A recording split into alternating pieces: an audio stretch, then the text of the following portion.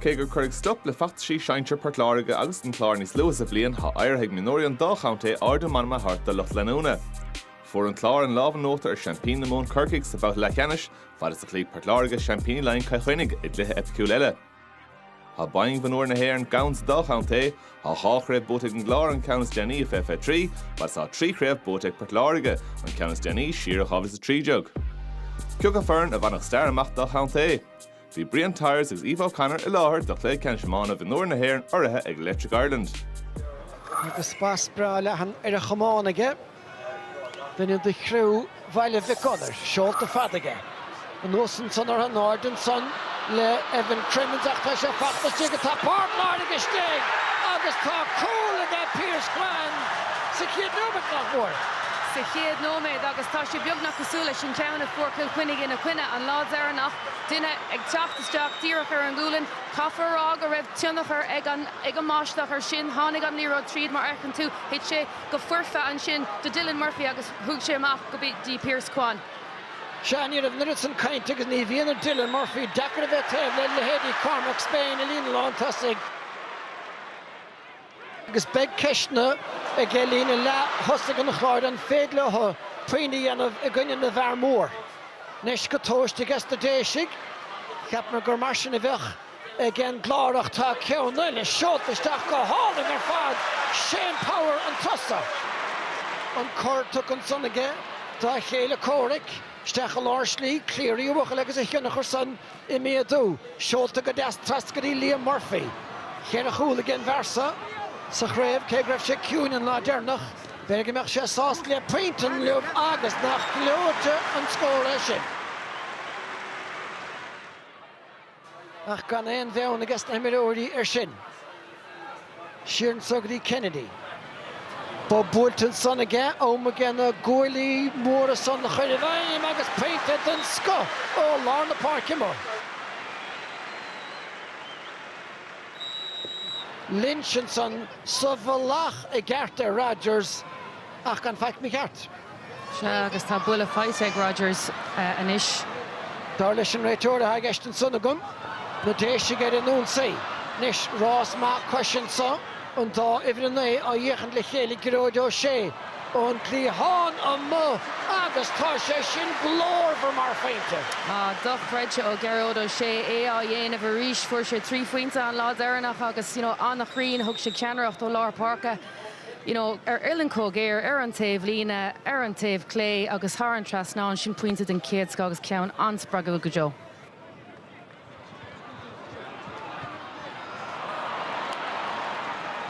Agus tá unspráid a tastáil tróna bhtha mar tá na déisig a dtíanamh raccan sa Shane Power an cúrla búilte. Spain an sa agus abla dtíanamh an sa an a hábháin go dó ag Leon Talty atá a fálam na céirde sa chúl. Talty maithú bhí sé sin doch reidse go háirithe nuair tá Cormac Spain os de chóir agus an líróid a prabal ar imime na ceann óige bheith fásúil go mbeidh sé sa líontán ach féachar seo. Agus bula den céad go ní féidir aon a chur Spáin ach just sábháil den céad go Talty. Hugo Kwan, seoltaisteach aige mar bhfuil Penkert. Nes mar sin, an chéad le ceann trasfáce go dtí Spain, bhfuil peinte dá bhar atá sé sin ar ós ar fad.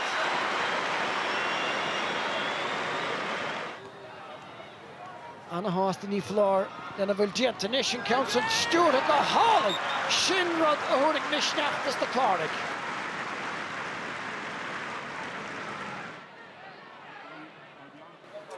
Stachan sa, dianta go deasaige James O'Donnell, Jack Phelan, tá san na Titim Garrett, tá Rogers ar stigach, tá Lynton ag amach, Murphy an Tara, Puinte an ias, ní minic a chintre. Puinte an ias agus í bhd níos fearr ón glár, d'oibre gló an líróid a chur tríd na línta sa trí an lár.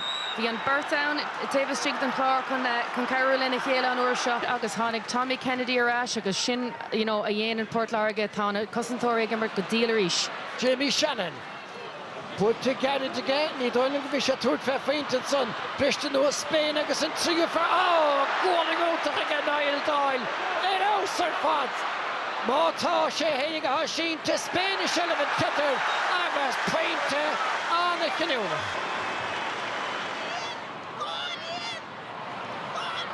Cócanis ge Pinkerton sa. Giro do Shea. Wilson me er het de log edition Neil non deal. Pre-tail and turn the count again.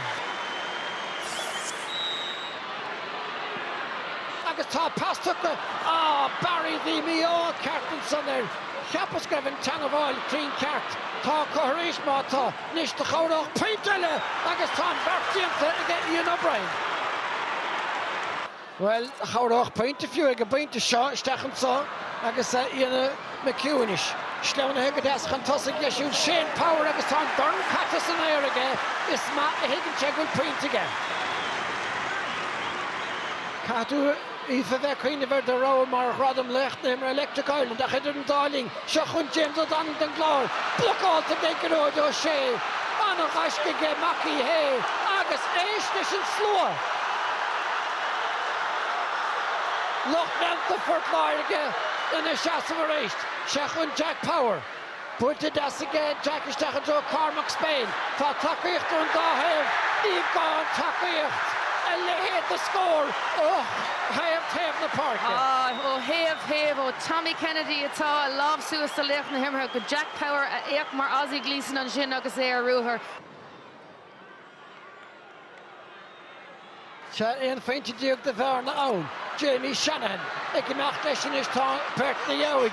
Macht tá Jamie bra abte Golchan Keen on Fork Slow in a Voig. Derry here Shane Power of Romish a goal against Shane. Is Commerson. Tá pre-tail a fachtige on Triu count.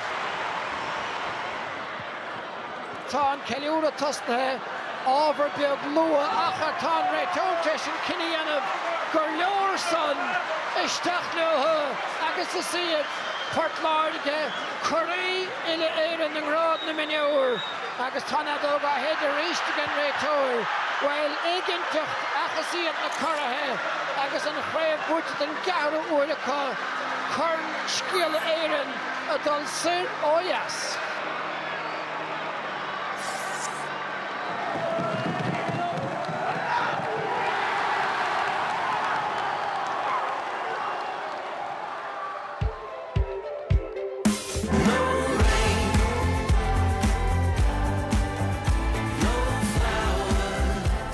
Everyone's so proud to be coming to Thurles today.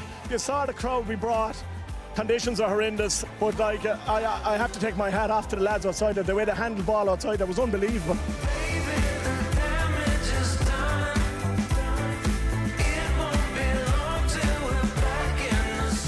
Over the last number of games, you know, the first 10-15 minutes have been hard for us.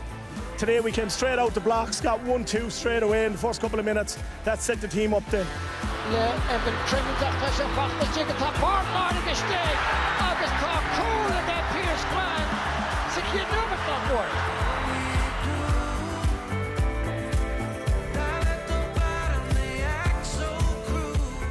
board. We were not coming out of here losers. We made a promise to ourselves and to the supporters and everyone else. We were coming out of here winners today, and that was it. End of story.